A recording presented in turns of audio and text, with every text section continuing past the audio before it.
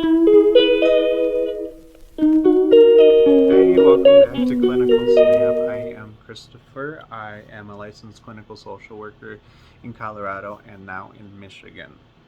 I am here to simply kind of give you my musings of some of the themes and questions that I get working with individuals in therapy. So, as always, not a replacement for therapy, but simply something that I'm hoping will help some understanding.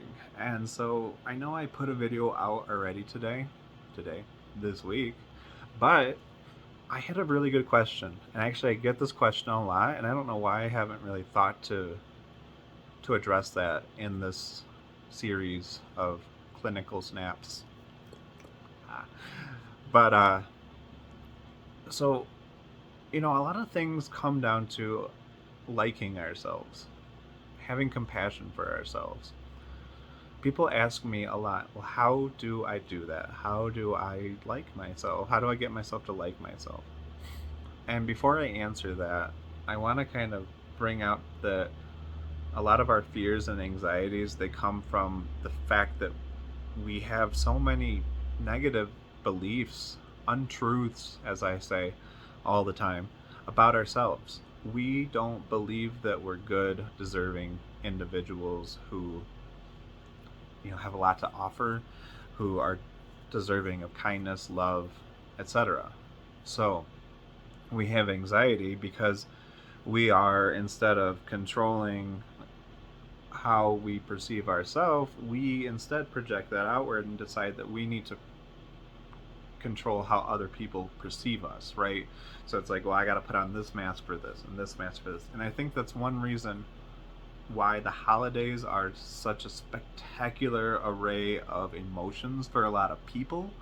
Not that, like, we got people we don't agree with in our families, things like that, but a lot of times we're like, okay, well, how are people going to perceive me? How are people going to feel about me? And honestly, at the end of the day, most of the time it doesn't matter how people feel about you, family or otherwise, but it feels very impactful when we think people don't like us. And, maybe they don't. I don't know. But we need to be able to, hopefully, at some point, start building a foundation of self love, and not a BuzzFeed listicle. Thank you, Internet, for turning it into a buzzword that means very little to anybody anymore. But it's more like, how do you have a relationship with yourself? Like, say, I have compassion for people, right? I have a lot of empathy for people's situations. I want to show them love. I want to show them compassion. I want them to see, like, hey, like, you don't have to be so hard on yourself. Where you're at is okay. So how do I take that and go, well, I'm going to say the same thing to me. It's beginning to understand that you're deserving and worthy of love, compassion, etc. And then it's figuring out how to have a relationship with yourself. How to have how to treat yourself the way you treat other people. It's like, well, treat others how you want to be treated, but also, like, treat yourself how you treat other people. And if you treat them in a way that's kind, compassionate, and caring,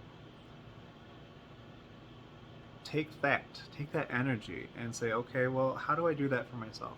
Maybe it is like a structured affirmation type of deal that you do every day to affirm that you're these things until you start to believe it, and then you take that believing and you turn it into knowing. Like, it's a process and it could take a while.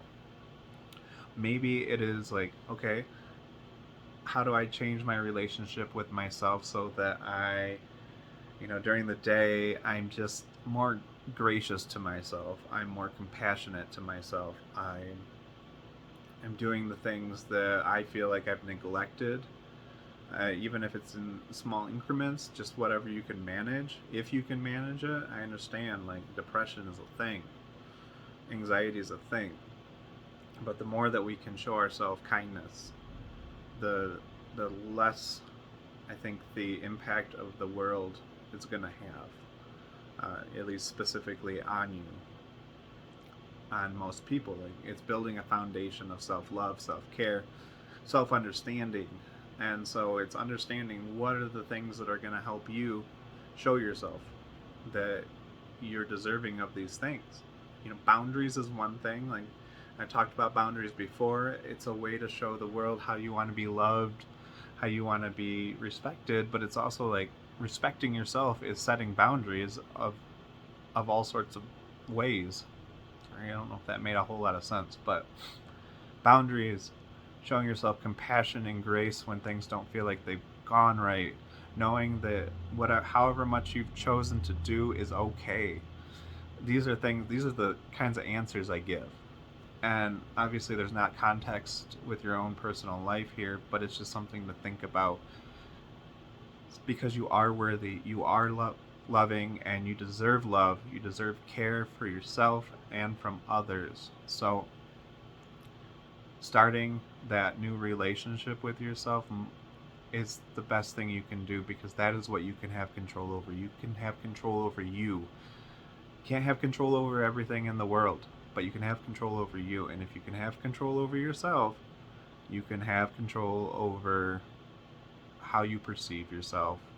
And at the end of the day, that might help alleviate some of the stressful feelings that you have. So, happy holidays, whatever holidays you whatever holidays that you honor, happy holidays. And please ignore the big old stutter that just happened. All right, I'll see you next time. Bye.